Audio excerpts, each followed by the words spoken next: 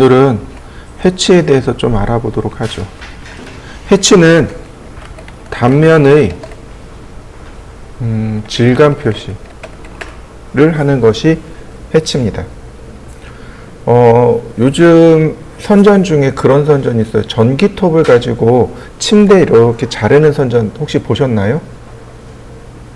저만 봤나요? 그 무슨 침대 선전 중에 이제 그런 선전이 있어요. 전기톱을 가지고 침대를 이렇게 막 잘라요. 그리고 침대 내부를 이렇게 보여줍니다. 그죠? 그리고 그 침대 내부의 구성품이 어떻게 생겼는지 보여주는 그런 광고가 조금 있어요. 유선 쪽에서는 자주 나오는 것 같더라고요. 네. 그게 바로 단면입니다. 침대를 단면, 끊었다는 얘기예요. 끊을 단자에 얼굴면자를 쓴 겁니다. 어떤 사물을 이렇게 딱 동강을 내면 끊어지잖아요. 그 끊어진 면, 사물을 2등분했을 때 끊어진 면, 그걸 단면이라고 합니다. 근데 그 단면이 어디는 구멍이 나 있을 수도 있고 어디는 이렇게 채워진 부분도 있을 거 아니에요. 그죠? 구멍이 난 부분은 그대로 구멍이 난 대로 표현을 합니다. 근데 채워진 부분은 질감 표시를 해줘야 돼요. 이게 나무인지 철근 콘크리트인지 혹은 스틸인지 혹은 벽돌인지 이런 것들을 다 표시를 해줘야 돼요. 그러면 다른 사람들이 보고서 아 여기는 나무구나, 아 이건 철근 콘크리트구나, 아 이거는 스틸이네, 철제네, 이런 식으로 파악을 하게 되는 거죠. 이건 유리고 이런 식으로 파악하게 되는 거죠. 무슨 얘기인지 이해되시죠? 바로 그걸 하기 위해서 만들어진 명령어가 해치입니다. 그래서 단면에 끊어진 면에 질감, 재질을 표현하는 명령어, 그게 바로 해치라고 합니다. 재질 이렇게 보시면 돼요. 재질 표시. 그러면 이거 해치의 명령은 됩니다. 해치가 우리나라 말에 해당하는 단어가 없어요. 그래서 그냥 우리도 똑같이 해치라고 있습니다. 여기 해치해 주세요 또는 여기 해칭해 주세요 이렇게 얘기합니다. 해치 또는 해칭 이렇게 이야기를 해요. 뒤에 ing 붙여서 해칭해 주세요, 그냥 해치해 주세요 이렇게 이야기합니다. 그러니까 현장 가서는 뭐 어느 게 딱 정답인 말이 없죠. 알아들으면 돼요. 그러니까 이 사람이 무슨 얘기를 하는지 내가 찰떡같이만 알아들으면 돼요. 그 다음에 해치 에디트는 해치 수정하는 명령어인데 뭐 굳이 안 하셔도 돼요. 선택만 하셔도 바로 해치 에디트로 들어갑니다. 자, 간단하게 제가 여기다가 사각형을 그려보죠. 골뱅이 1000, 1000 1000인 사각형을 그려봤습니다. 자, 여러분들도 한번 그려보시죠. 자, 해치는 여기 있습니다. 해치의 종류가 일반 해치, 패턴 들어가는 게 있고 그라데이션이 들어가는 게 있고 그 다음 여기 보시면 뭐 바운다리, 경계 들어가는 게 있는데 요거 다 해치 명령어 안에 다 들어있어요. 자, 해치라는 명령을 실행하면 이렇게 픽 인터널 포인트라고 되어 있습니다. 경계를 어떻게 하냐면 이렇게 내부점을 클릭하는 겁니다. 그러면 캐드가 알아서 이렇게 경계를 쭉 찾아가요. 만약에 이렇게 열려있는 공간이라면 아이고 만약에 이렇게 열려있는 공간이라면 어떻게 될까요? 픽 인터널 포인트로 경계를 못 찾습니다. 왜요? 여기 열려있거든요. 그러니까 이 캐드가 이걸 이렇게 다 찾아가요. 근데 무한대로 나가버리니까 에러가 나요. 해치 클릭 그러면 이렇게 에러가 나요. closed boundary cannot be determinate 그러니까 막히지 않은 바운다리, 닫히지 않고 이 끝단이 열려 있습니다 이런 뜻이에요. 이해되셨나요? 그래서 여기에 이렇게 동그라미 표시가 나요. 이렇게요. 보이시죠? 만약에 이런 표시가 나오면 무슨 뜻이에요? 아, 지금 내가 클릭한 경계가 열려 있구나 이렇게 판단하시면 됩니다. 이해되셨죠? 그럼 이런 건 어떻게 해결할까요? 이렇게 열려 있는 공간은 어떻게 하면 닫을 수 있을까요?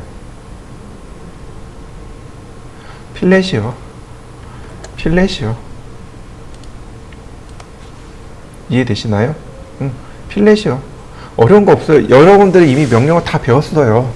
그러니까 여러분들이 배운 명령어를 가지고 어떻게 활용할 것인가만 열심히 궁리하시면 돼요. 그냥 필렛으로 끝단을 닫으면 돼요. 이해되셨나요? 자, 다시 해치. 자, 왼쪽 거를 보시면 이렇게 갖다 대면 이와 같이 해치가 들어가요. 자, 클릭해야만 비로소 바운다리를, 즉 경계를 인식하게 되는데, 자, 확대하니까 패턴 모양 나오는 거 보이시나요? 이 패턴이 지금 너무 작은 거예요. 경계는 너무 큰 거고. 그래서 패턴이 작으면 이렇게 나옵니다. 자, 보세요. 큰 패턴을 써볼까요? 어떤가요? 제대로 나오나요? 네, 패턴이 큰 걸 써야 제대로 나옵니다. 여러분들 기억해 두세요. 여기 AR, BR, STD. BR이 브릭, 벽돌이란 뜻이고, STD는 스탠다드고, 벽돌 스탠다드, 표준 벽돌이란 뜻이에요. 그러니까 우리 여러분들이 만약에 여기다 벽돌을 쌓을 거예요. 그러면 이 패턴 쓰셔야 돼요. AR, BR 스탠다드. 자, 그 옆에 AR 콘크리트도 있네요. 콘크리트 표시할 때. 콘크리트 표시할 때 이렇게 클릭합니다. 이해되셨나요? 자, 여기 눌러보시면 이렇게 경계들이, 그 패턴들이 많이 나와요. 엄청 많이 나옵니다. 이렇게 패턴들이 많아요. 그러니까 이 중에 패턴들을 선택하시면 돼요. 일단 경계가 크니까 여기 AR 스탠다드로 쓰고, 자, 그 다음에 여기 클로즈 해치. 그러면 해치 명령어가 끝나니까 이렇게 해치가 들어가요. 자, 한번 해보시죠. 그럼 이 오른편에 있는 얘는 어떻게 하면 좋을까요? 자, 해치. 바로 여기 보시면은요, 여기 셀렉트라고 하는 것이 있습니다. 얘가 오브젝트를 선택해서 경계를 선택하는 겁니다. 클릭하고 이렇게요. 경계를 하나씩 클릭합니다. 이런 식으로요. 이해되시나요? 근데 여기 어떻게 되나요? 경계 깨진 거 보이시나요? 이럴 땐 조금 문제가 생겨요. 그렇지만 유일한 방법은 이겁니다. 라인. 여기 이렇게 닫아야 돼요. 다시 해치, 셀렉트, 들어간 거 보이시죠? 그 다음에 어떻게 해요? 여기 지웁니다. 이해되셨나요? 자, 오른쪽도 한번 해보시죠. 자, 가급적이면 이렇게 폐쇄된 도형, 왼쪽처럼 이 방법을 쓰시는 게 좋습니다. 이 방법은 그닥 좋지는 않아요. 근데 어쩔 수 없는 경우, 이렇게 도형이 이렇게 오픈되어 있어서, 열려 있어서 어쩔 수 없는 경우만 쓰시면 됩니다. 자, 지금 보시면 이렇게 해치가 들어가 있죠. 해치를 클릭해 봅니다. 그러면 이 리본 메뉴가 싹 바뀌는 거 보이시나요? 이게 해치 에디트입니다. 자, 해치 에디트로 한번 들어와 보시죠. 자, 눌러보시면 여러 가지 해치 패턴들이 나와요. 제일 먼저 솔리드입니다. 솔리드는 이렇게 내부가 채워진 겁니다. 솔리드는 내부가 채워진 패턴을 솔리드라고 해요. 그러니까 주로 어디다 쓰냐면 이미 여러분들도 다 해봤어요. 해치, 아니 서클 반지름 10mm, 라인, 쿼드란트에서 쿼드란트로, 옵셋 5mm, 옵셋 2.5mm,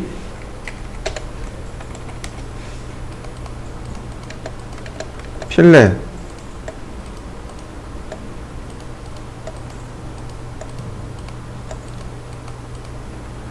자, 트림, 해치, 자, 픽포인트로 내부 경계점 클릭. 이거 방위 표시하는 거죠? 기억나시죠? 자, 한번 그려보실까요? 자, 근데 이렇게 만들었어요. 색상을 바꾸고 싶어요. 그럼 어떻게 하면 될까요?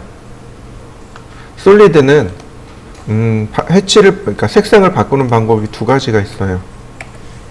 첫 번째는 레이어를 바꾸시면 돼요. 선택하고 레이어를 어디서 바꾸냐면 여기 속성 창에 보시면 여기에 레이어가 있습니다. 레이어 색상이 바뀐 거 보이시나요? 자, 레이어를 만드시고 그 다음에 속성창에서 레이어를 한번 바꿔보시죠. 두 번째 방법은 이렇습니다. 선택을 하고 바로 여기 솔리드 바로 아래 색상 보이시나요? 바로 여기서 색상을 바꾸는 방법입니다. 색상 바뀐 거 보이시죠? 얘도 한번 색상 바꿔보시죠. 가급적이면 이렇게 솔리드의 색상은 이렇게 레이어를 통해서 제어하는 게 좋습니다. 지금처럼 이렇게 각각의 색상을 지정하는 것보다 레이어를 통한 색상이 좋습니다. 자, 그 다음에 또 뭐가 있을까요? 여기 안시 31번이라고 있네요. 안시 31번. 얘는 주로 두 군데서 사용하는데 기계 쪽에서는 철의 단면 이해되시죠? 그 다음에 건축 쪽에서는 목재의 단면. 주로 안시 31번은 목재 단면을 요걸로 쓰는 경우가 많아요. 근데 저는 이제 목재 단면을 얘로 쓰진 않고 다른 걸로 씁니다. 자, 또 뭐가 있을까요? 여기 아까 봤던 BR 스탠다드하고 콘크리트 같은 거, 네. 클릭해 보면 자, 표준 벽돌이죠. 표준 벽돌, 철근 콘크리트. 원래 철근 콘크리트는 어떻게 표시하냐면 이렇게 표시합니다. X라인, 앵글,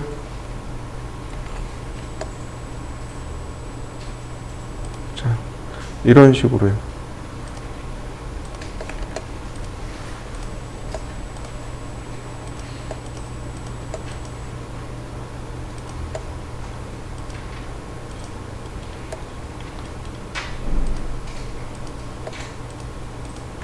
카피. 철근 콘크리트는 원래 이렇게 표시합니다. 이해되시죠? 근데 이제 패턴을 이용하는 경우도 많아요. 이런 식으로도 표현 자주 합니다. 자, 요거 하나 그려보시죠. 자, 그 다음에 또 보시면은요, 우리가 많이 쓰는 것들을 찾아봅시다. 얘도 종종 써요. 여기. 근데 너무 크기가 작아서 안 보이죠? 자, 이럴 땐 이 방법을 쓰시면 됩니다. 여기 앵글 보이시나요? 앵글은 각도입니다. 여기다가 각도를 입력해 주시면 돼요. 45도.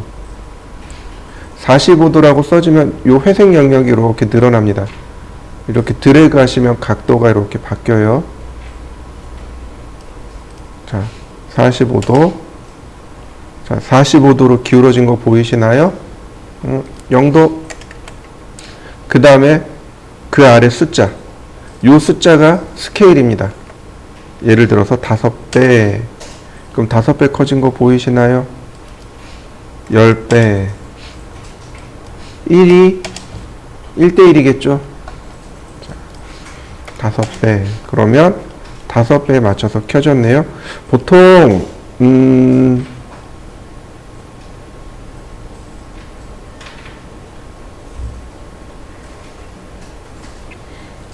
자, 바닥 재질 있죠?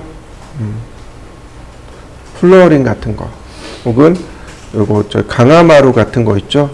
강화마루를 쓰는데, 얘가 강화마루는 아니고, 그죠? 여기 기울어져 있잖아요. 강화마루가 패턴이 여기 없어요. 그래서 강화마루를 대신해서 종종 사용합니다. 그 다음에, 자, 여기, GR이라고 하는 건 그라데이션의 약자입니다. 그라데이션은 내가 지정한 첫 번째 색에서 두 번째 색으로 색상이 자연스럽게 변하는 것. 이걸 그라데이션 또는 그라디언트 이렇게 이야기합니다. 그러니까 라이너라고 하는 건 선형 그라데이션, 선형으로 바뀐다라고 해서 선 그라데이션이라고 하고 여기서 이렇게 바꿀 수 있어요. 방향을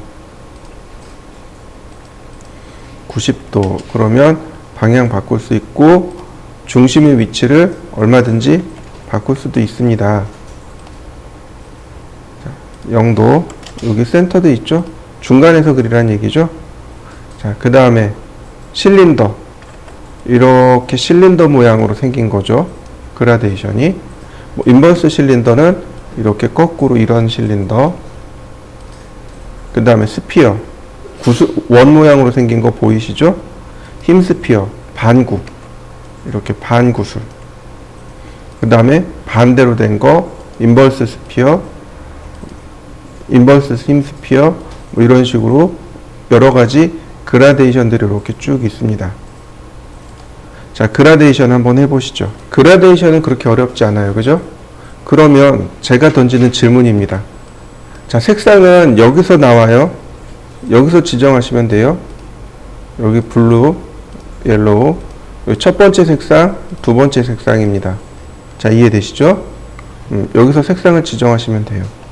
그러면 여러분들이 생각하기에 이 색상에서 이렇게 넘어갔을 때 여기에 어떤 색상이 들어오면 잘 어울릴까요?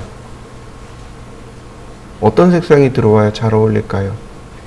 자, 한번 해보시죠. 전에 색상 이야기한 대로 이렇게요. 그러면 두 개의 색상이 잘 어울리고 있는 거 보이시죠? 그러니까 우리가 색상을 지정할 때 항상 머릿속에 염두에 두는 건 바로 이겁니다. 대략 30도 정도의 색상은 그냥 평이하고 무난한 잘 어울리는 침착한 색상이 되는 거고, 60도 이상 벌어지는 색이 되면 조금 더 역동적이고 잘 어울리면서 역동적인 색이 됩니다. 이거 꼭 기억해 두시면 좋겠습니다. 자, 그 다음에는 밑으로 쭉 내립니다. 뭐 나머지는 특별한 건 없는데, 여기 얘가 이제 자연석.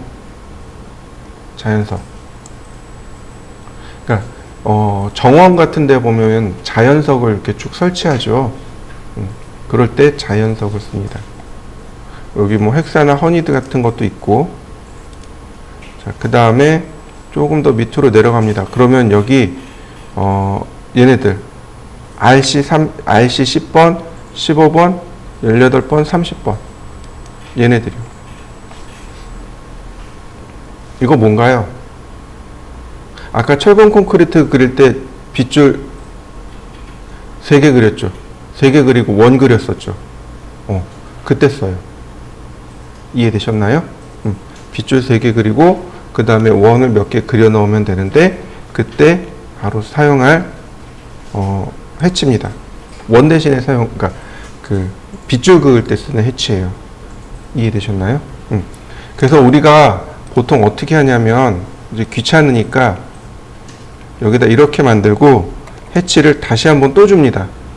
이때 주는 해치가 누구냐면 처음에 봤던 콘크리트요. 이렇게요.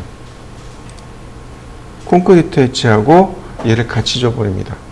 그러면 콘크리트에 철근 이렇게 인식을 하는 거죠. 약식으로 그냥 이렇게 주기도 해요. 해치가 없네. 레이어가 없네요.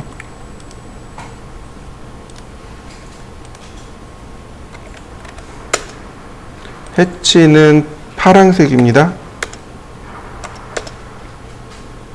그러니까 얘네들 선택해서 뭘로 바꿔주면 돼요? 해치로 이렇게 바꿔주면 돼요. 자, 이해되셨나요? 해치는 파란색입니다. 자, 이렇게 한번 해보시죠.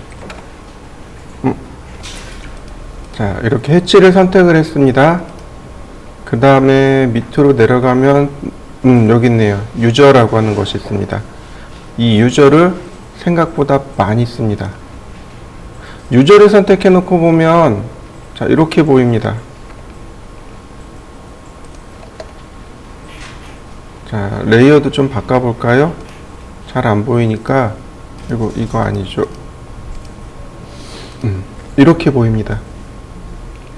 이게 유저예요. 유저 디파인이란 뜻입니다. 사용자 정의 패턴이란 뜻이고, 여기 크기 보이시나요? 스케일? 스케일에서 예를 들어서 50이라고 했습니다. 그러면 간격 커진 거 보이시죠?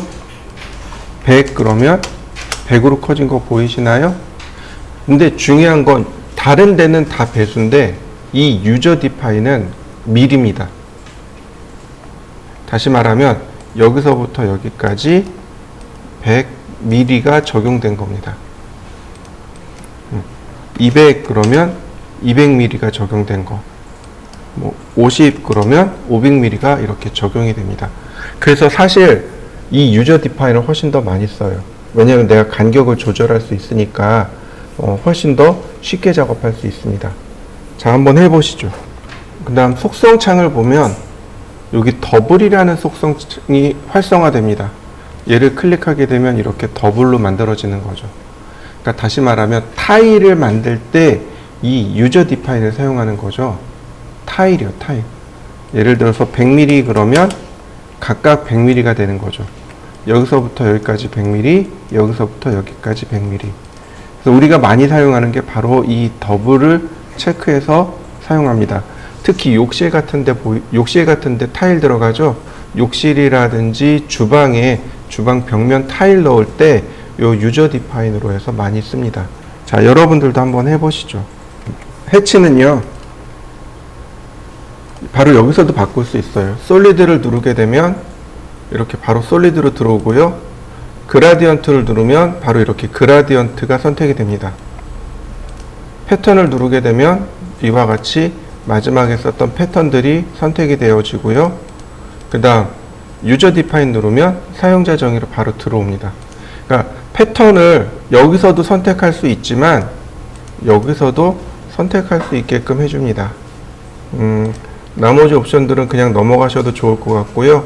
자, 그 다음에 하나 더 볼까요? 자, 제가 AR 스탠다드를 썼습니다. BR 스탠다드. 이렇게 BR 스탠다드를 썼는데 이 아래쪽에 보시죠. 벽돌이잖아요. 그죠? 벽돌을 시공할 건데 이렇게 붕 뜬 상태에서 시공이 되진 않죠. 항상 제일 아래쪽에는 온전한 온장이 들어갈 거 아니에요. 그죠? 근데 지금 보시면 아니잖아요. 자, 여기 셋 오리진이에요. 오리진, 원점을 바꾸기. 원점의 위치 바뀐 거 보이시나요? 네. 내가 지정한 자리가 원점이 됩니다. 이와 같이. 셋 오리진으로 원점의 위치를 내 마음대로 바꿀 수 있습니다. 요건 자주 쓰는 기법이니까 한번 해보시죠. 자, 그 다음 또 보실까요? 자, 이번엔 제가 이 안에다가 원을 이렇게 그려봤습니다. 자, 다시 해치. 그랬더니 원을 빼고, 이렇게 원을 빼고 해치가 들어간 걸 확인할 수 있네요. 자, 여기 보시면 뭐가 체크되어 있나요? Associative라는 것이 체크되어 있죠? Associative 예전에 한번 나왔는데 어레이 할 때 기억나시나요? 그때는 연관 배열이라고 했죠. 지금은 연관 해치입니다. 어레이 같은 경우는 Associative가 있는 게 불편해요. 근데 해치는 Associative가 체크되어 있는 게 굉장히 편합니다. 어레이하고 반대예요. 자, 뭐가 다르냐면 이런 거죠. 경계의 위치를 제가 바꿨습니다. 작업을 하다 보면 경계의 위치를 바꿀 수 있겠죠. 근데 어떻게 되나요?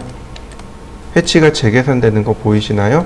심지어 이렇게 반쯤 걸쳐져도 해치가 계산이 되고 경계가 바깥으로 나가도 계산됩니다.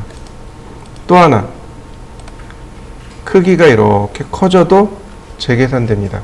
이게 Associative, 즉 연관 해치입니다. 그래서 배열할 때는 Associative를 끄는데 해치할 때는 반대로 켜두는 게 훨씬 더 유리합니다. 한번 해보시죠. 이번에는 이 경계를 바깥쪽으로 빼보겠습니다. 경계가 바깥으로 나갔네요. 그죠? 그러면 경계가 바깥으로 나갔으니까 얘하고 얘가 분리가 되어야 되는데 이게 분리가 안 돼요. 어떤가요? 계속 하나로 인식하는 거 보이시나요? 그죠? 하나로 인식을 합니다. 우리가 이럴 때 쓸 수 있는 게 바로 여기 옵션에 보시면 separate hatch라는 것이 있습니다. separate라는 단어가 분리하다라는 뜻이에요. 나누다라는 뜻입니다. 이해되시죠? separate hatch, 해치를 나눕니다. 분리합니다. 그러면 이렇게 경계별로 해치를 나누게 됩니다. 나눠진 거 보이시나요? 그러나 연관 해치는 풀어진 게 아닙니다. 그러니까 다시 말해서 이렇게 경계가 나눠진 거죠. 그러니까 오소시에이티브도 이렇게 나눠진 겁니다. 그러니까 예를 들어서 얘를 키우면 그대로 인정하고 있는 거 보이시죠? 얘도 늘리면 어떤가요? 오소시에이티브는 계속 적용되고 있죠? 자, 한번 해보시죠. 이번에는 제가 해치를 이렇게 해봤습니다.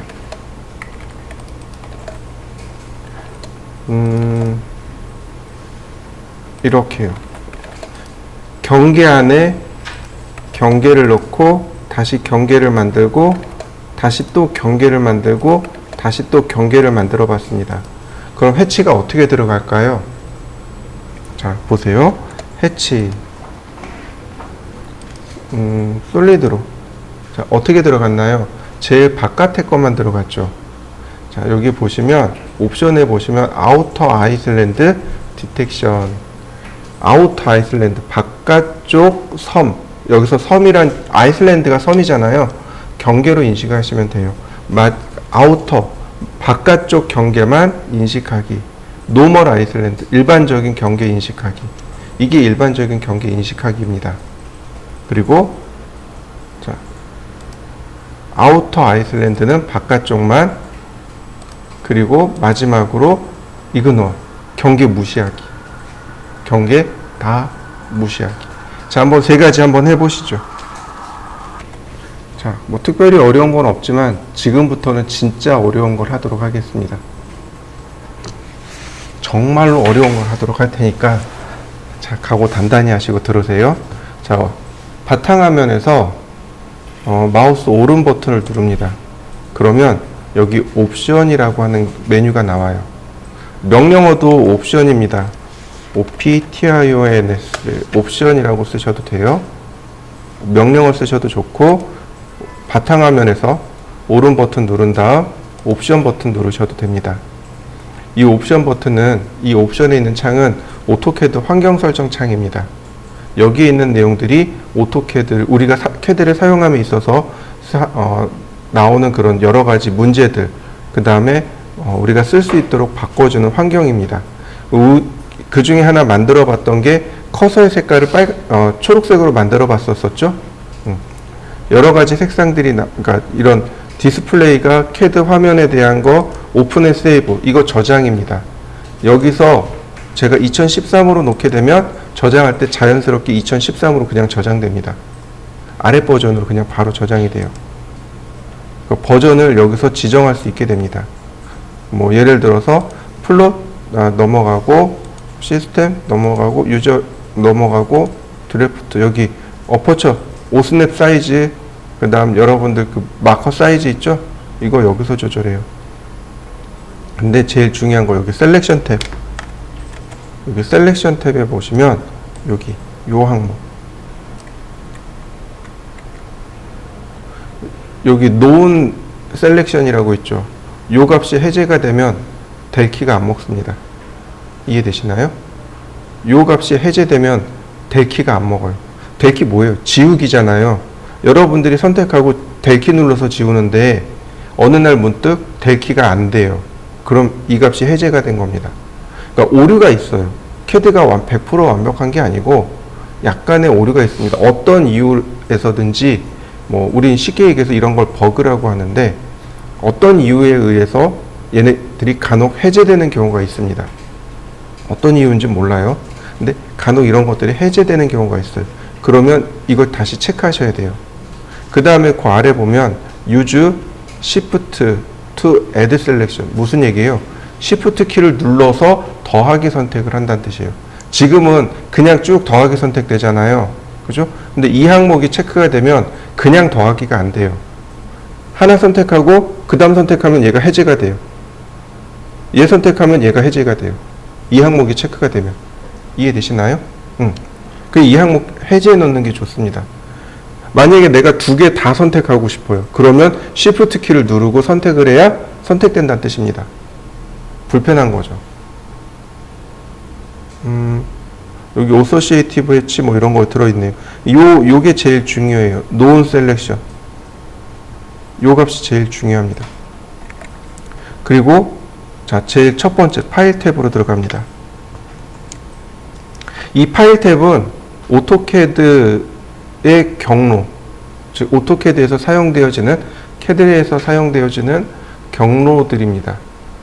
얘가 지워지면 캐드가 실행이 안 돼요. 이해되시죠? 네. 자, 여기 서포트 파일 서치 패스라고 하는 항목이 있습니다. 눌러보시죠. 제일 첫 번째 거예요. 이 경로를 복사할 겁니다. 이 경로를 복사를 할 거예요. 자, 그냥 오른 버튼 누르면 복사가 안 돼요. 이해되시죠? 그럼 어떻게 복사하느냐? 키보드의 F2키. 그러면 수정하게끔 돼요. 우리가 파일 탐색기에서 이름 바꾸기 들어가잖아요. F2키가 이름 바꾸기예요. 이해되셨나요?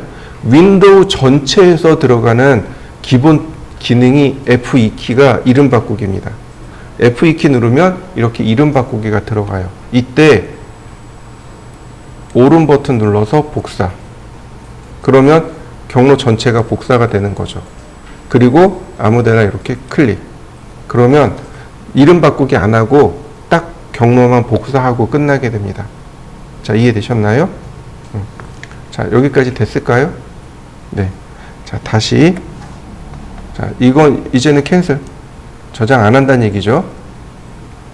파일 탐색기를 띄웁니다. 파일 탐색기요. 파일 탐색기는 윈도우 키하고 알파벳 2키를 동시에 누르시면 돼요. 윈도우하고 알파벳 2를 동시에 누르면 파일 탐색기가 뜹니다. 자, 이해되시죠? 파일 탐색기 여기 주소줄 있죠? 주소줄 여기다가 지우고 붙여넣기 합니다. 그리고 엔터. 그럼 해당 경로로 딱 들어갑니다. 이해되셨나요? 자, 여기까지 한번 해보시죠. 여기서 우리가 우리가 봐야 될 파일이 3개가 있는데, acad iso.pat라는 파일이 있고, acad iso.lin이라는 파일이고요. 멀티라인 같은 경우도 여기 저장이 되는데, 멀티라인이 mlr일까요? 이거 유형별로 묶어놔야 되겠, 아니, 이름별로 묶어볼까요? acad, 네, 요게, 이거 아니구나. 여기 있네. acad iso.m, 요거 맞죠? 네. 그 다음에 acad.pgp. 이렇게 4개인데, 얘가 뭐냐면, 해치 패턴입니다. 여기 해치 패턴 정의 파일입니다. 얘가 선 모양 정의 파일이고요. 얘가 다중선 정의 파일이고요. 얘가 단축키 정의 파일입니다. 이해되셨나요? 우리가 캐드를 쓰면서 정의해야 될 것들이 몇 개가 있는데, 그 중에 요렇게 4개가 우리가 반드시 기억해야 될 정의 파일인데, 그 중에 얘는 필요 없어요. mline 파일은 머릿속에서 지우시고, 이렇게 3개가 여러분들이 반드시 기억해야 될 정의 파일입니다. 자, 이해되셨나요? 자, 이거 이름별로 여기에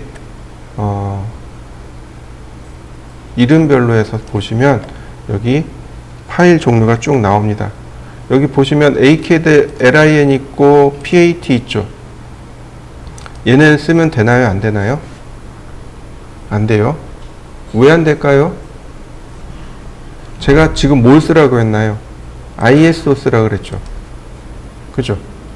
다시 말하면 캐드가 밀리미터 도면이 있고 인치 도면이 있잖아요. 그러니까 선 모양이나 아니면 패턴이나 다 차이가 있는 거죠. 무슨 차이요? 단위에 대한 차이. acad pat는 뭐예요? 인치 패턴이고 acad iso.pat는 밀리미터 패턴이란 뜻이에요. 이해되셨나요? 그래서 ISO가 붙은 걸 쓰는데, 유일하게 요 acad pgp는 밀리미터 인치가 없다는 얘기죠. 이건 뭐예요? 단축키라 그랬잖아요. 단축키는 밀리미터하고 인치하고 상관이 없는 파일이라 이 pgp 파일만 밀리미터 인치가, 그러니까 ISO가 없어요. 자, 이해되셨죠? 자, 그 다음에 메모장을 띄워봅시다. 이렇게 빈 메모장을 하나 띄워봅시다. 방법은 간단해요. 일단 acad iso.pat 파일을 이 파일 확장자 보이나요, 여러분들? pat가 패턴의 약자입니다. 이해되시죠? 이거 여기서 볼 수 있어요. 여기 보기 탭에 들어가면 여기 승계 항목 볼 거고 파일 확장면 보겠다라고 여기 두 군데 체크해 놓으시면 다 보여요. 이게 해제돼 있으면 안 보입니다. 자, acad iso.pat 파일을 드래그해서 메모장에다 드랍. 그러면 이렇게 메모장에 오픈이 됩니다. 자, 열어보실까요? 어디 써있나요? 여기 있네. 오토캐드 해치 패턴. 오토캐드의 해치 패턴이죠. 커스터마이즈 수정되었습니다. ISO 스케일링으로 밀리미터로 수정했습니다. 그리고 여기 제일 첫 번째 솔리드 보이시나요? 지금부터 제가 쓰는 거를 오타 없이 써주세요.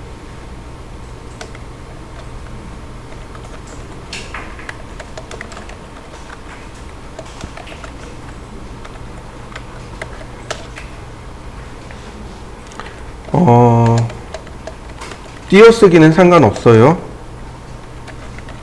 문제가 오타이죠. 오타가 나면 안 됩니다.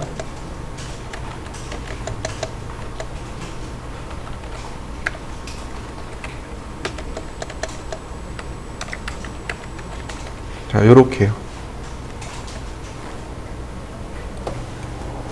지금 요렇게 세 줄 썼잖아요. 요게 강화마루 패턴입니다. 그러니까 진짜 강화마루 패턴이에요. 사용하는 방법은 이렇습니다. 그냥 저장하시면 돼요. 자, 그 다음 다시 한번 보죠. 렉탱글 3000 콤마 2000. 자, 해치. 근데 여기 제일 위에 보면 플로어가 생긴 거 보이시나요? 우리가 지금 만든 플로어. 자, 어떤가요? 강화마루 패턴 제대로 만들어진 거 보이시나요? 이게 강화마루 패턴입니다. 없는 것들은 만들어서 쓸 수도 있어야 돼요. 자, 한번 해보시죠. 내용을 설명해 드릴게요. 자, 제일 첫 번째 여기 별표 보이시죠? 이 별표가 문장의 시작이란 뜻입니다. 지금부터 패턴을 시작합니다 라는 뜻이에요. 그래서 얘가 없으면 인식을 못합니다. 그 다음 첫 번째 쉼표 나오기까지가 여기까지가 뭐냐면 패턴의 이름입니다. 이름.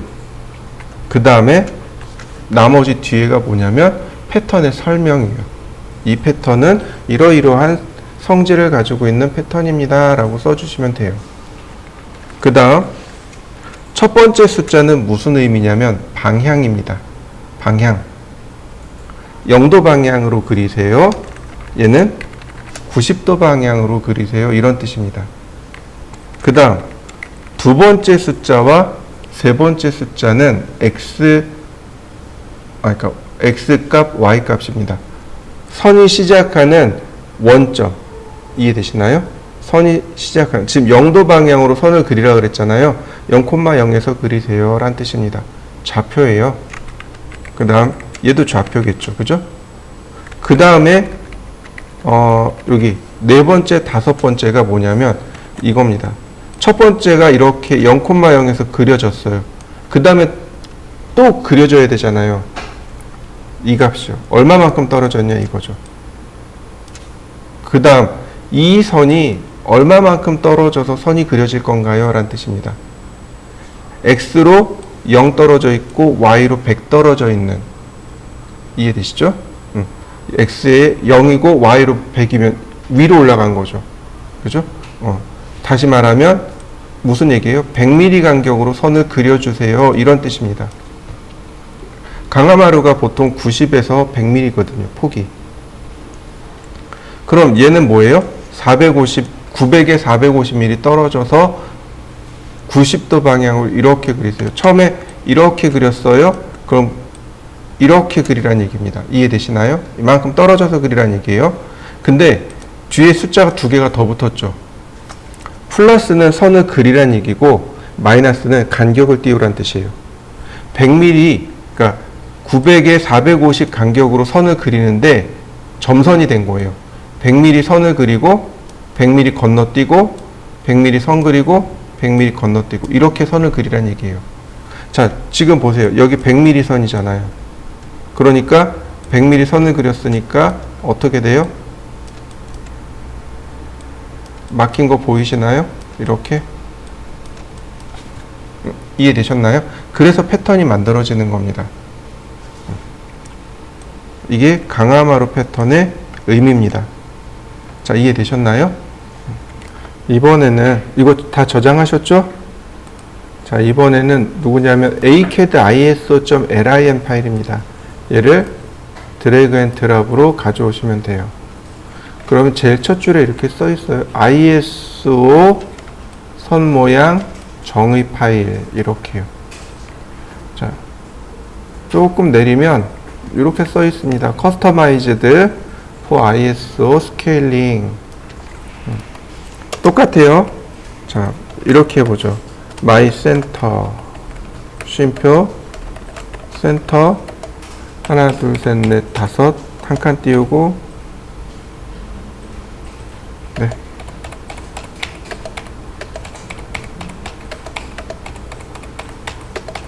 요렇게요. 그 다음에 A 쓰고 10mm 콤마 마이너스 2 콤마 2 콤마 마이너스 2. 자, 요렇게 두 줄 한번 써보시죠. 두 줄 쓰고 저장. 해설은 이래요. 시작이죠. 이거는 패턴 파일하고 사용하는 방법이 동일하다고 보시면 돼요. 별표가 시작이란 뜻이고 이름이고 그 다음 여긴 주석입니다. 요 내용이 나중에 라인 타입에 이렇게 보일 거예요. A자 선의 모양은 반복 패턴으로 나올 이유가 없잖아요. 한 줄만 나오면 되죠. 그 A자를 쓰면 돼요. 저 A자가 표현하다라는 뜻입니다. appearance. 표현합니다. 쉼표 쓰고 선의 길이 10mm 선 플러스죠. 그러니까 10mm짜리 선을 그리고 마이너스 2 간격 2mm 간격을 주고 2mm 선 그리고 마이너스 2mm 간격 주고. 이해되셨나요? 자, 불러와 보죠. 레이어 로드. 자, 마이 센터. 여기 선 모양 나오는 거 보이시나요? 이름, 그 다음에 주석이 어때요? 제가 지금 그대로 쓴 그대로 나오고 있죠?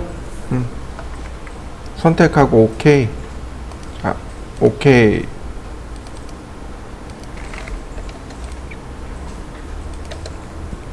보이시나요? 선 그대로 그려진 거?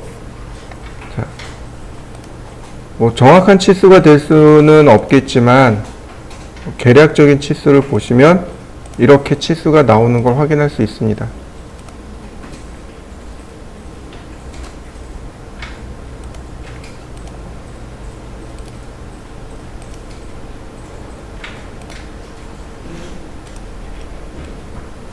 자, 어떤가요? 계략적으로 적당히 치수가 맞아떨어지는 거 보이시나요?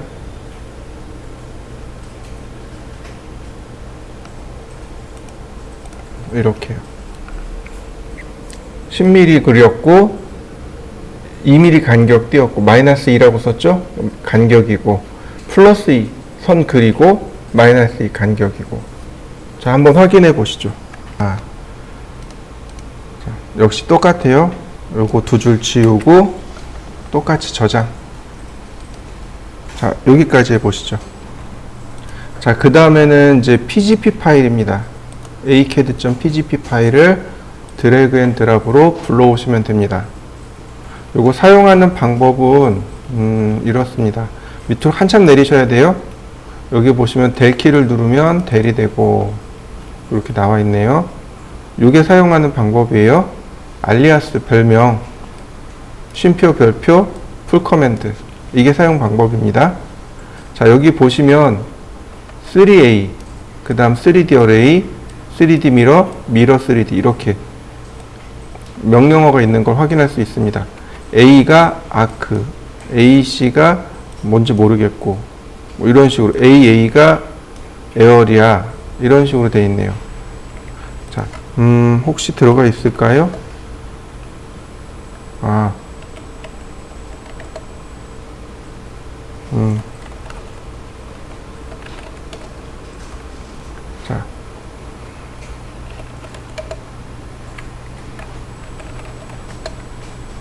자, 이렇게 해보죠. 제가 여기다가 이렇게 하겠습니다. 엔터 AABC라고 썼습니다. AABC라고 썼어요. 그냥 의미가 없는 겁니다. 그리고 쉼표 빼먹으면 안 되겠죠? 그 다음 별표, 라인. 그럼 AABC를 쓰게 되면 라인이 실행되는 겁니다. 저장. 이 단축키 파일은 PGP잖아요. 프로그램 파라미터란 뜻으로 오토캐드 실행할 때 딱 한 번 읽어드립니다. 중간에 바꾸면 이게 안 바뀌어요. 그래서 어떻게 해야 되냐면 캐드 껐다가 다시 키셔야 돼요. 껐다가 다시 켜야 적용이 됩니다. 근데 라인이나 혹은 패턴은 어때요? 수시로 오픈해서 쓴단 말이죠. 그러니까 얘네들은 캐드를 껐다 킬 필요가 없는 거죠. 그러나 이 프로그램 파라미터 파일은 그렇지 않아요. 캐드가 실행될 때 딱 한 번 읽어드립니다. 자, new. 자, AABC 그러면 이렇게 라인이 그려지는 거 보이시나요? 한번 해보시죠. 자, 표준 벽돌이에요. 여기 이 치수를 기억하시면 돼요. 190에 90에 57. 이게 표준 사이즈입니다. 표준 벽돌의 사이즈 190에 90에 57. 190에 90에 57. 이렇게 됩니다. 그리고 190이 어때요? 여기가 제일 길죠. 그러니까 길이면. 그 다음에 여기를 마구리면이라고 합니다. 마무리면. 마무리하는 면. 그 다음에 여기가 쌓기면. 벽돌을 이렇게 쌓을 때 쓰는 면. 이해되셨나요? 자, 각각의 이름 잘 기억하시면 좋겠고, 그 다음에 여기 벽돌의 크기가 나옵니다. 보통 7호도막, 그 다음에 어디 갔나요? 2호도막. 7호도막, 2호도막. 무슨 뜻일까요? 7호 토막, 2호 토막. 7,5가 75%란 뜻이에요. 여기 4분의 3이잖아요. 4분의 3이 75%입니다. 이해되셨나요? 벽돌 전체의 4분의 3, 즉 75%만 사용하는 토막. 이해되셨나요? 2호 토막은 4분의 1입니다. 4분의 1 토막. 이해되셨나요? 25% 토막. 그 다음에 반절, 반토막. 이해되셨나요? 토막이에요. 토막, 반절. 이해되시죠?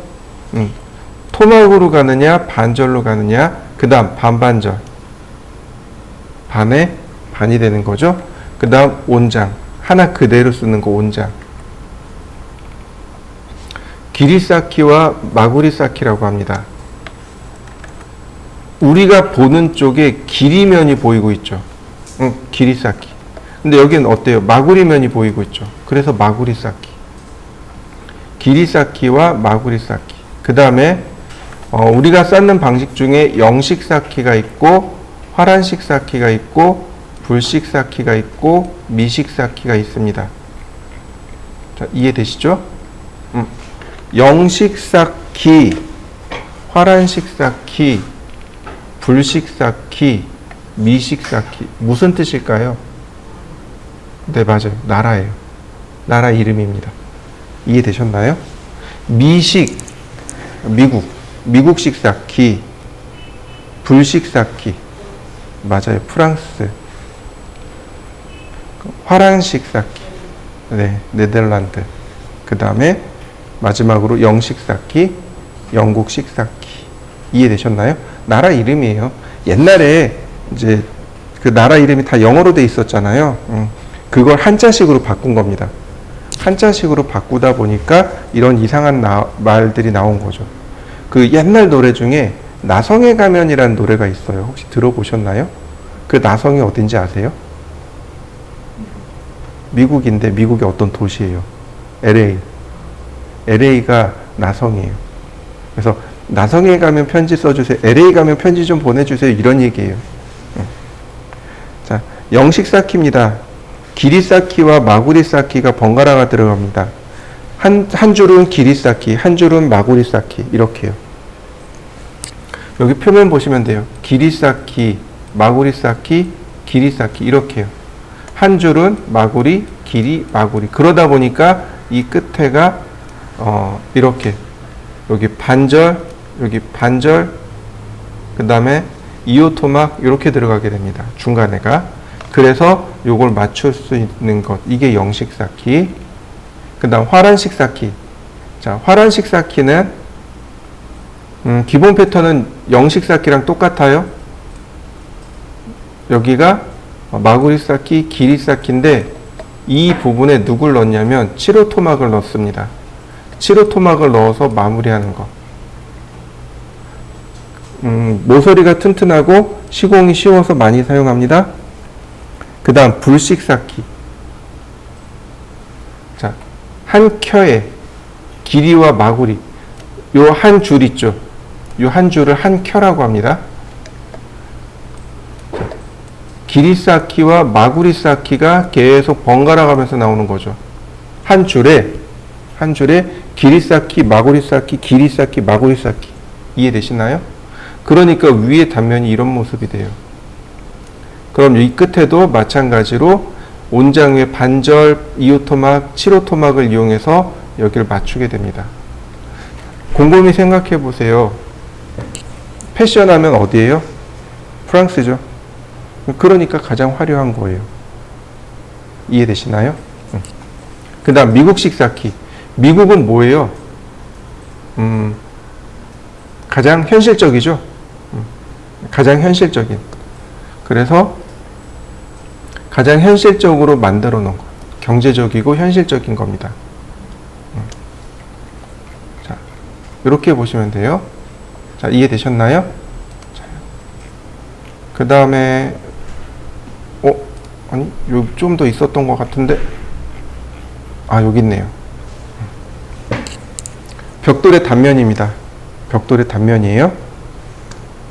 자, 첫 번째 거 90이죠. 그죠? 얘를 뭐라고 부르냐면 0.5B 삭히라고 합니다. 0.5B. 그러니까 벽의 두께가 200mm가 아니고 100mm가 된 거예요. 이해되시나요? 그러니까 100mm, 그러니까 200mm가 되면 한 장씩 쌓은 거죠. 그죠? 이걸 1.0B 삭히라고 합니다. 1B 삭히 또는 1.0B 삭히 이렇게 얘기해요. 현장에서는. 근데 90으로 놓으면 어떻게 돼요? 이렇게 마구리면으로 돌려놓은 거죠. 이걸 0.5B 삭히라고 합니다. 그리고 오른쪽에 중간에 있는 거 있죠? 얘가 벽의 두께가 200mm가 된 겁니다. 이걸 1.0B 삭히 혹은 1B 삭히 이렇게 이야기해요. 근데 제일 오른쪽에 있는 건 어떻게 돼요? 벽 두께가 150이 아니 200에 100 그러니까 300이 된 거죠. 그죠? 이걸 1.5B 삭히라고 합니다. 1.5B 삭히 이해되셨나요?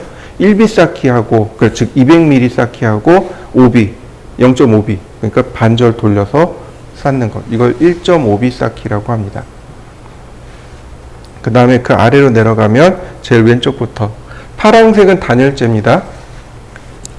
바깥쪽에 0.5B 단열재 0.5B.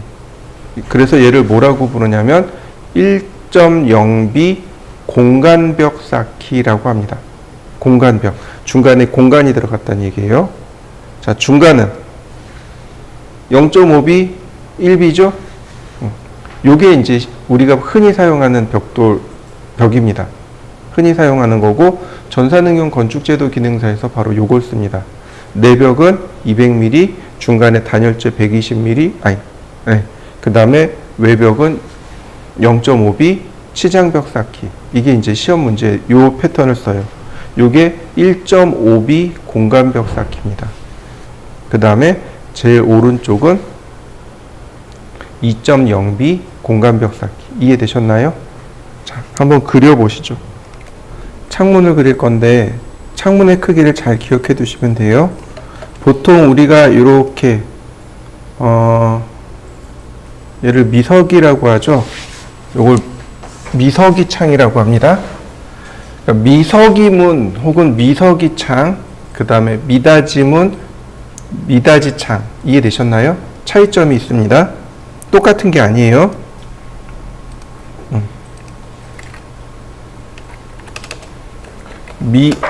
미석이가 있고 미닫이가 있고, 이해되셨나요? 미석이는 지금 보시는 게 미석이에요. 얘가 미석입니다. 개구부 안에서만 이렇게 창문이 움직이는 겁니다. 그러니까 어떻게 돼요? 딱 반씩만 열리고 닫히는 거죠. 이건 미석입니다.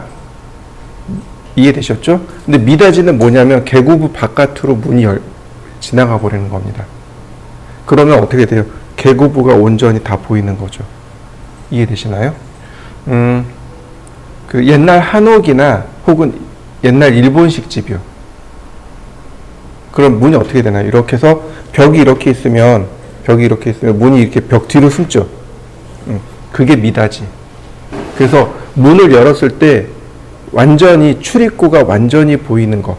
요건 미닫이. 근데 그 출입구 안에서 창문이 왔다 갔다 하는 거, 이건 미석입니다. 얘네들은 전부 다 미석이 창입니다. 이렇게 미석이 창의 경우 창문 한 장의 크기를 600mm로 계산합니다. 이해되셨죠? 한 장의 크기를 600mm로 계산하니까 두 장이잖아요. 그죠? 앞뒤로 문이 이렇게 열리고 닫히고 하니까, 그래서 1200이 되는 거고요. 그 다음에 우리가 이제 앞으로 설계해야 될 이 높이, 즉 바닥에서 이 천정까지의 높이를 2400을 기본으로 합니다. 이해되셨나요? 천고라고 합니다. 천고라고 해요, 흔히. 혹은 실링 높이라고도 합니다.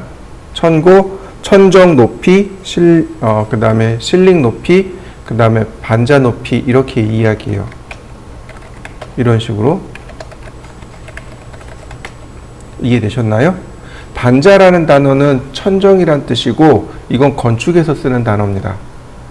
천고는 주로 인테리어에서 쓰는 단어고, 실내 건축에서 쓰는 단어입니다. 얘를 2400mm를 기준으로 씁니다. 자, 방문이에요. 방문이 너무 크면 어떨까요? 방문이 크면 환기하고 채광은 정말 좋겠죠. 그죠? 근데 뭐가 안 좋아요? 사생활이 안 좋죠. 반대로 창문이 너무 작으면 어떤가요? 사생활은 좋겠지만 환기나 채광이 별로 안 좋죠. 그래서 절반을 준 겁니다. 절반. 2400에 절반을 준 거예요. 그래서 높이 1200. 네 짝입니다. 네 짝 미석이니까 2400. 600, 600, 600, 600. 64, 24. 근데 화장실 창문만 사이즈가 다른 거죠. 화장실 사이즈만. 화장실은 뭐 환기고 뭐고 다 필요 없죠. 그냥 약간의 환기 그다음만 되면 돼요. 그죠? 사생활 보호는 충분히 해야 되고. 그래서 화장실 창문은 900에 600. 주방 환기창은 싱크대와 상부장 중간에 들어가는 겁니다. 그래서 1200에 450. 자, 이해되셨나요? 이런 치수들을 잘 기억해 두시면 좋습니다. 자, 먼저 제가 목재창 얘를 그려볼 테니까 한번 보세요. 렉탱글 골뱅이 1200, 1200 옵셋 45mm. 그러면 이게 창틀입니다. 이해되셨나요? 자, 여기까지 한번 해보시죠. 옵셋 60mm. 60mm, 이 60mm가 뭐냐면 창문이죠. 창문의 크기가 60mm입니다. 그리고 라인 중간점에서 선을 이렇게 그냥 내려 긋습니다.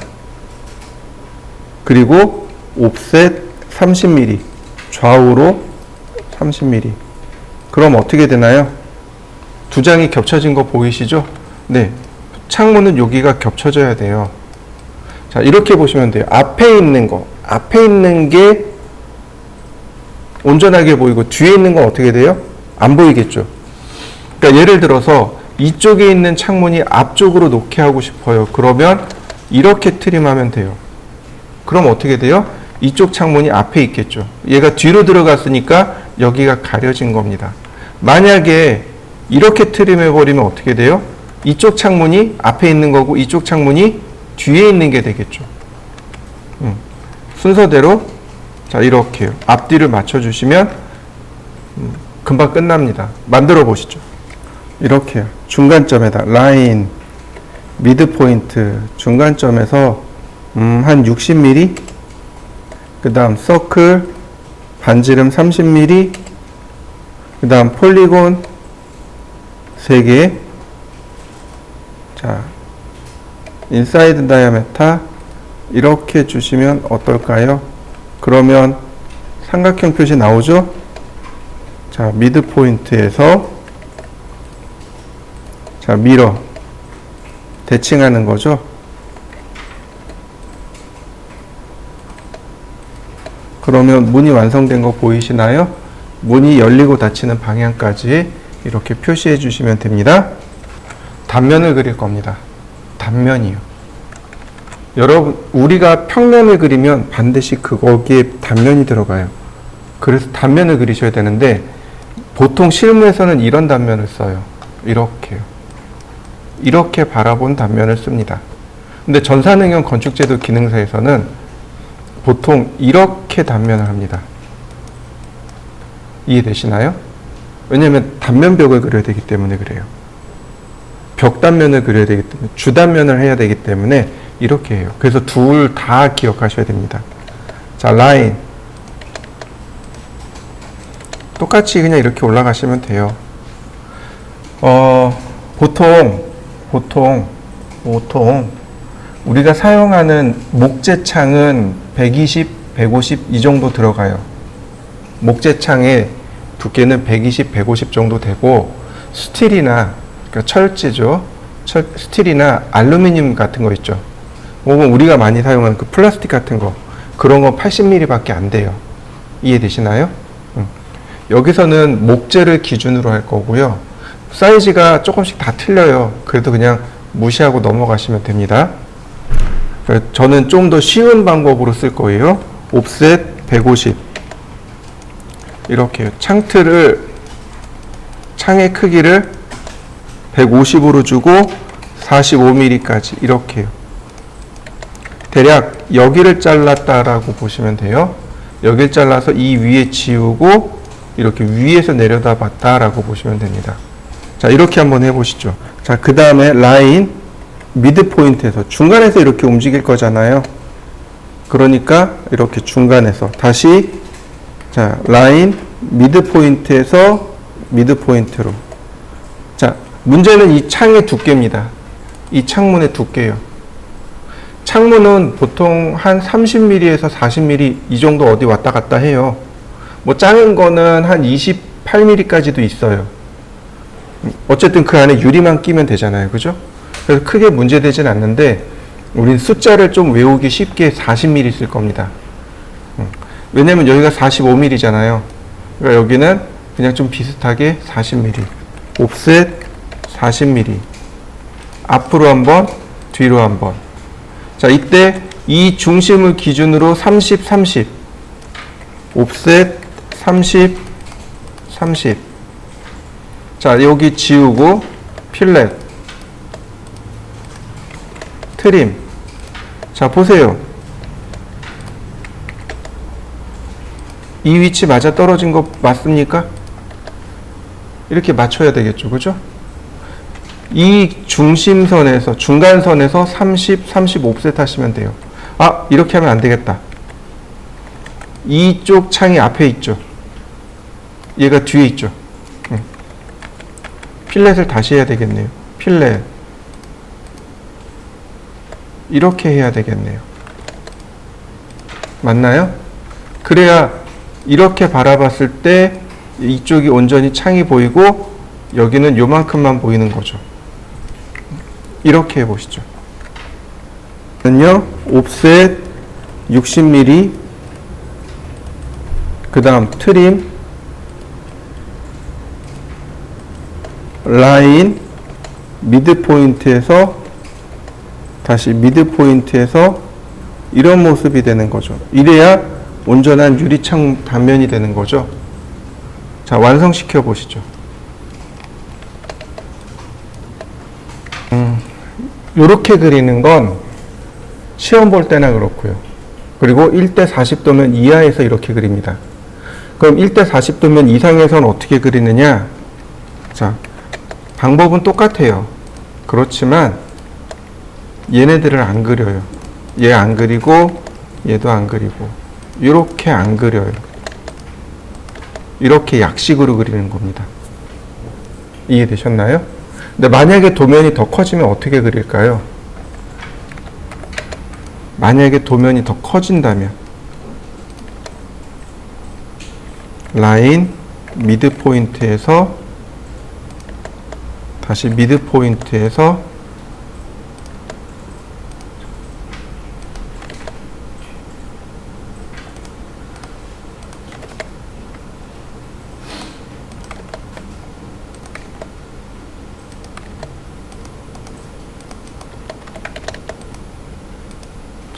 이건 너무했겠다. 이 정도. 이해되시나요? 만약에 도면이 자꾸 커져버리면 그냥 이렇게 약식으로 그려버립니다. 이해되시죠? 그냥 이런 식으로 약식으로 그려버려요. 보통 우리는 이렇게 많이 그려요. 자, 한번 그려보시죠. 자, 이번에는 여기를 자를 겁니다. 이렇게 잘라서 볼 거예요. 자, 라인, 옵셋 150, 트림,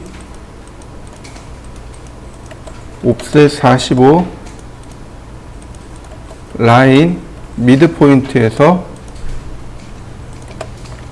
여기를 잘랐습니다. 그러니까 이쪽에 있는 창문은 보이고 이쪽은 안 보이겠죠. 옵셋 40mm 이렇게요. 자, 옵셋 60mm, 옵셋 60mm, 마지막으로 유리창까지 이렇게 그리시면 돼요. 자, 한번 그려보시죠. 자, 근데 시험에서는 이렇게 그리면 점수가 깎여요. 여기에다가 이걸 하나 더 하셔야 돼요. 10mm를 이렇게 안쪽으로 더 밀어 넣어 주세요. 이런 식으로. 창틀에 이렇게 홈이 있죠. 그 홈을 그려주는 겁니다. 그 홈을 이렇게 10mm를 파서 넣어 주시는데 이렇게 그리셔도 되고 중간선을 그려서 이렇게 그리셔도 됩니다. 이렇게 그리셔도 되고. 이해되시나요?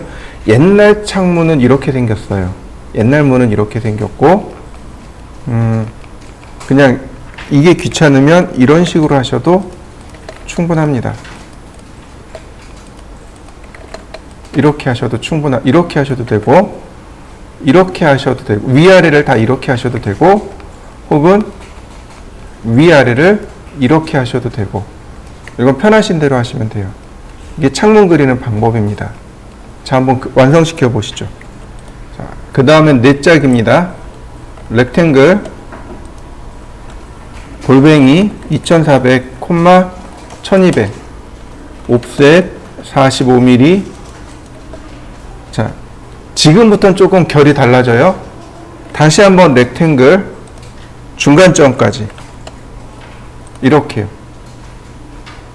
그 다음 옵셋 60mm, 다시 라인 미드 포인트에서 다시 옵셋 30mm.